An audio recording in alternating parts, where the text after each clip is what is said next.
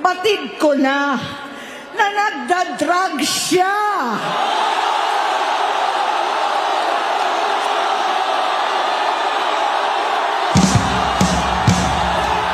Nalaman ko at ng pamilya, nalaman ng pamilya, seryoso ito.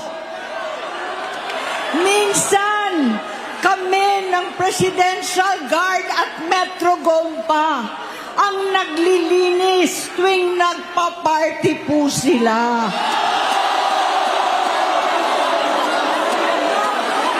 Namuhay kaming magkakapatid sa ibang bansa.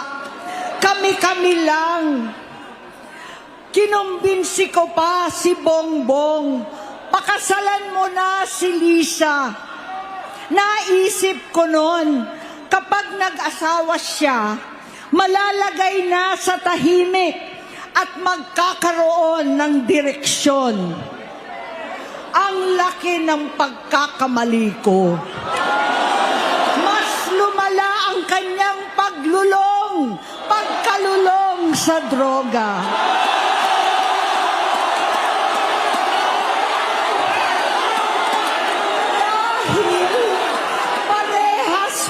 Silang mag-asawa.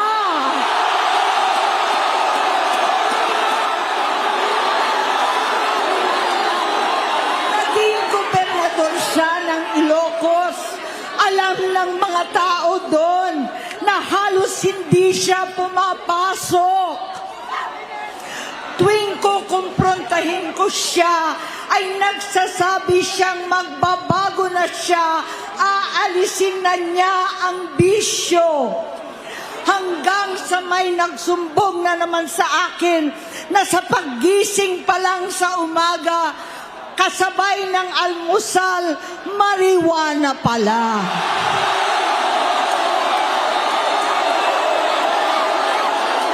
Maghapon sila. Lahat sila nagiinuman at gumagamit ng cocaine. Kasama ng asawa at barkada. Tulad ng ama ko, kinastigo ko ang mga barkada niya. Ang nasirang si Bong Dasa, si Edvi Cruz, Inigo, Tony Boy, Sap Anton, alam po ninyo yan. Paano nagre-resign na sa takot ang mga pulis nila at staff dahil sa lumalalang bisyo. Inayos ko sila dahil gusto niyang ituwid ang buhay niya. Gusto niyang mag-vice-presidente. Hindi siya pinalad at lalong nagkaroon ng oras para sa bisyo. Simula noon, naging malabo sa amin ang lahat. Kaysa mag-away, bigla na lamang lumayo ang loob namin sa isa't isa. Noong 2016, kasabay ng kampanya ni dating Pangulong Duterte laban sa droga, lumabas ang pangalan ni Bongbong sa listahan. Nakasama siya sa listahan ng mga celebrities, mga artista, Maricel Soriano at iba pa. Masinsinan kong kinausap si Pangulong Rodi. Halos manikluhod ako. Sinabi kong ayon sa kapulisan, dapat usigin ang mga pusher at saka na lamang sagipin ang mga user. Naligtas si Bongbong. Labis ang takot ko at pag-aalala. Kinausap ko siya at nagsabi siyang talagang siya ay nagbabago na. Muli at lagi, hindi ako nawalan ng pag-asa. Ako'y naniwala ulit. Mula noon na natatanggap ko na lang na balita tungkol sa kapatid ko ay regular na pagpapadoktor. Kaya kumalma naman ako.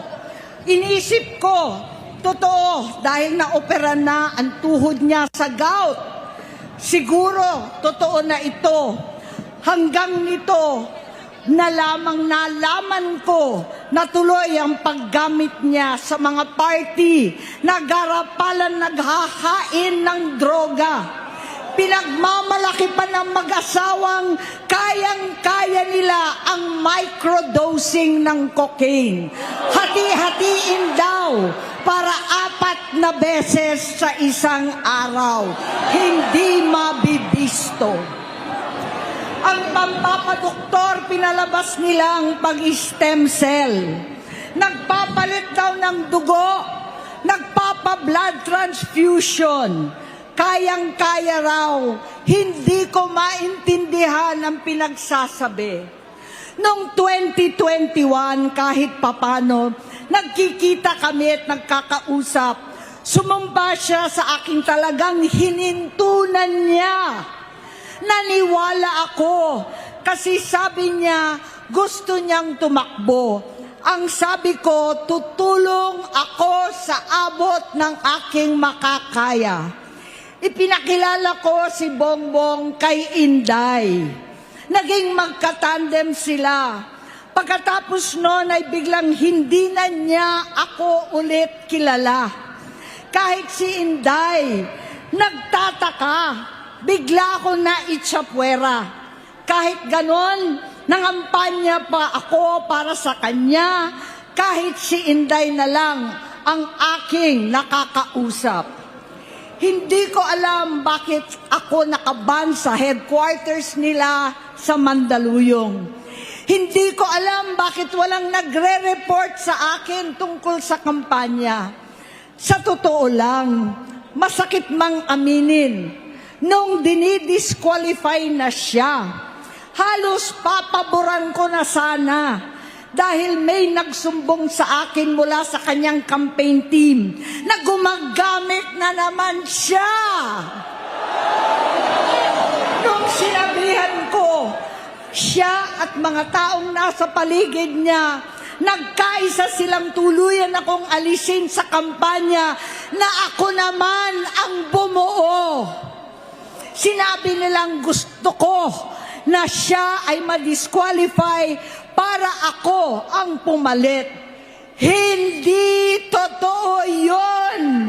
Iniisip ko ang kalagayan ng aking kapatid at paano siya magsisilbi kung ganyan ang kalagayan niya. Pero pinaparating sa akin na hindi siya lulong at minsan na lamang tuwing nagpa-party. Hindi ko maipaliwanag bakit gusto kong maniwala at hindi mawalan ng pag-asa. Noong nanalo siya, naging pinakamalayo na kami sa isa't isa. Maliban sa opisyal na tagpuan at kapag pumupunta yung nanay namin, hindi ako sumama sa loob ng 3 taon dyan sa Malacanang. Dahil lantaran na doon ang inuman, ang paggamit nila ng cocaine at mga bawal na gamot. Hindi ba ninyo nakikita, naririnig, kakaiba na siya magsalita?